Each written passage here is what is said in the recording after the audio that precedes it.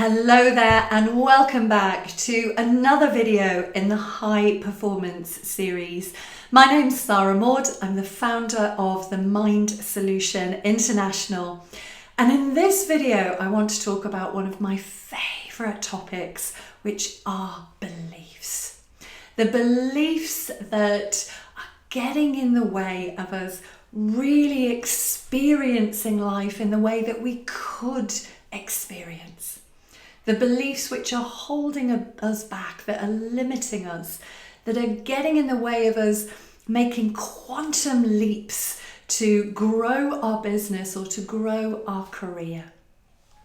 Now, over the last 12 years, I've had the absolute pleasure of having front row seats into the minds of hundreds and hundreds of people.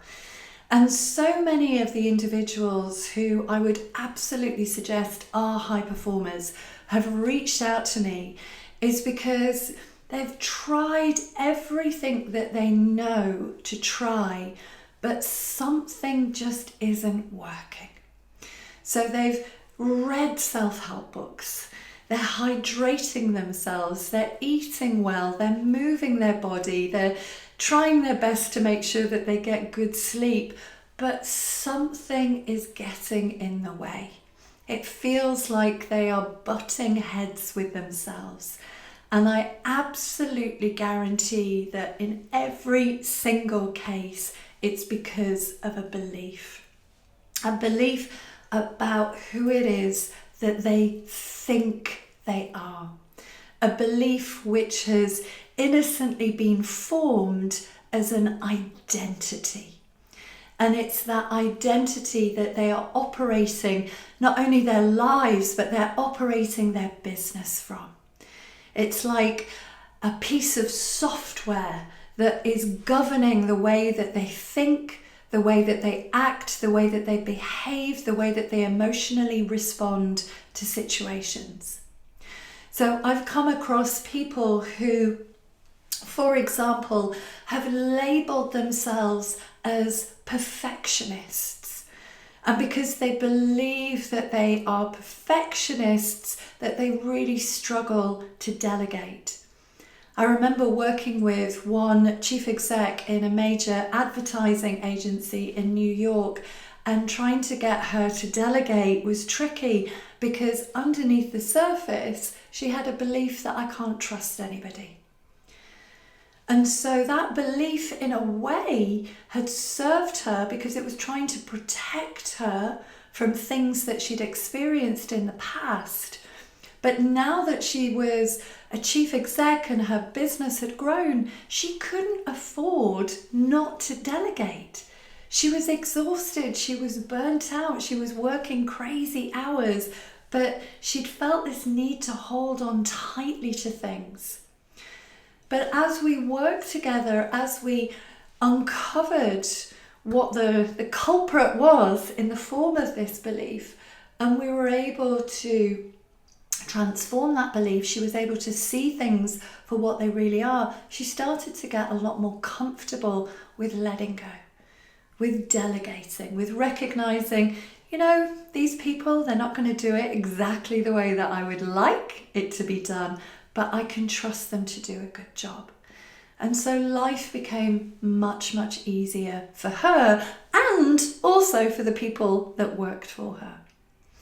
I've seen people who, again, incredible high performers, but are operating under a shadow of impostor syndrome, because underneath the surface is a belief that I'm a fraud, is a belief that somebody's going to come and tap me on the shoulder and say, yeah, actually, we've given the wrong job to somebody else. We're giving you the wrong job, that somebody else should be in this job.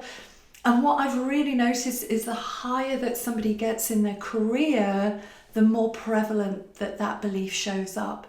So people that are chief financial officers, for example, or managing directors who have worked their way up the career ladder and have achieved incredible results, but there's just this consistent sense of angst and anxiety that somebody's going to find out that they shouldn't have got the job.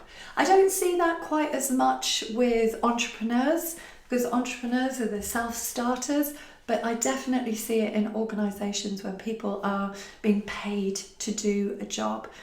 But again, once we're able to address the belief, what's at the heart of it, and they're able to experience an insight, and we can do some healing to alchemize and transform that belief, well, then their inner landscape shifts. They start to show up differently. Now, I've seen individuals, and I've seen this both in business leaders and with entrepreneurs, that have set unrealistically high expectations of themselves in a bid to try and prove themselves, because underneath the surface they don't believe that they are enough just as they are. And so they're doing what makes sense to them, that if I just try harder, if I keep pushing myself, if I reach this limit, then I'll be enough. Now, they're not aware of this. Most of us aren't aware of what's really operating the system. It's like we've got these pieces of software that are operating our mind 95 to 98% of the time. And if we're not aware of that, then these pieces of software, in the form of the way that we're limiting ourselves, the beliefs that we hold true about ourselves, they're going to be governing the show. They're going to be running the show.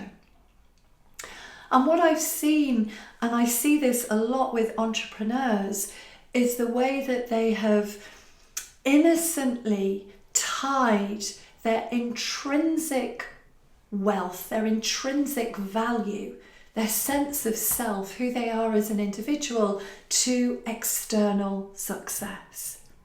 So where the business is doing particularly well, they feel good about themselves.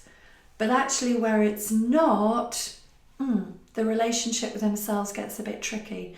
Now, I actually heard Steve Bartlett talk about this on a recent podcast, where he described that he struggled to detach his sense of self, his sense of worth, with external success. Now, Steve Bartlett has achieved phenomenal things, but even then, it's a wonderful example of how our mind, if we're not attuned to the truth of who we really are, can create insecurity. And that insecurity is about that sense of self. And one of the reasons that I love working with beliefs is because, for me, it's very easy to spot where somebody's tripping themselves up. It's very easy for me to pick up on the language that they're using, the stories that they're telling, where they've been innocently holding themselves back, and innocently holding themselves back for most of their life. Because the truth about beliefs is that the vast majority of our core beliefs are created by the age of 5. Now, at the age of 5, I could only ever understand things from a child's perspective. We can only ever understand the world from our current level of consciousness, from our current level of thinking.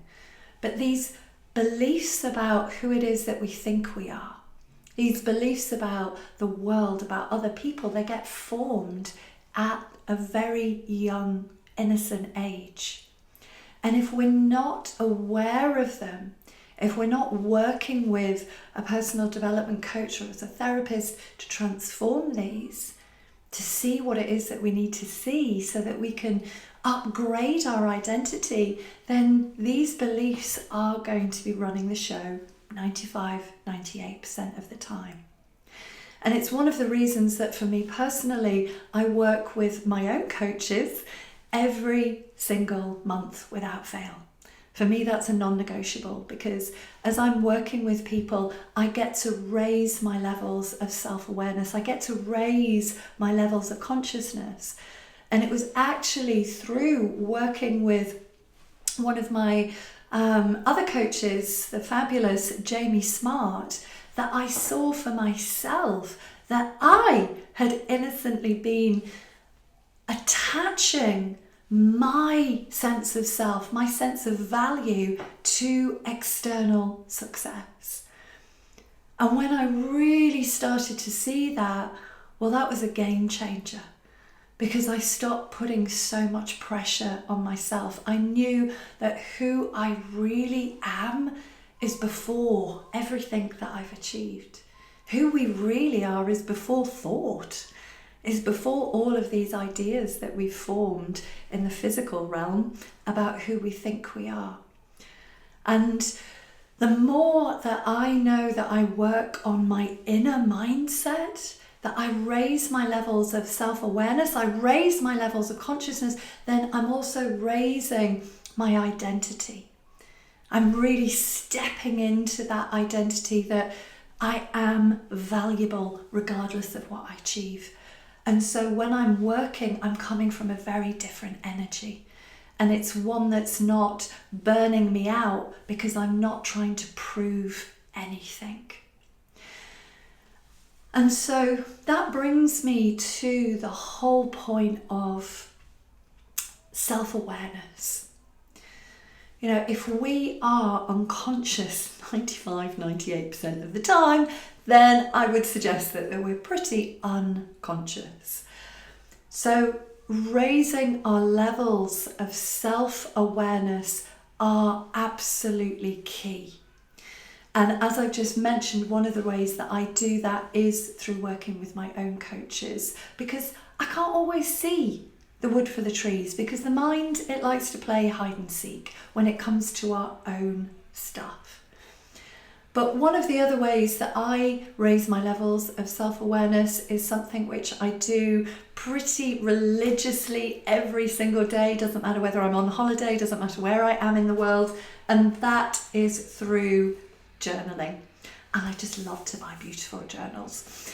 But journaling, what that does for me, and it's something that I encourage my clients to do, is to spend some time at the beginning of the day just having a stream of consciousness. If there are things on my mind, it's to get them out on paper, but also to use journaling prompts. I can do a far better job of coaching myself through journaling prompts.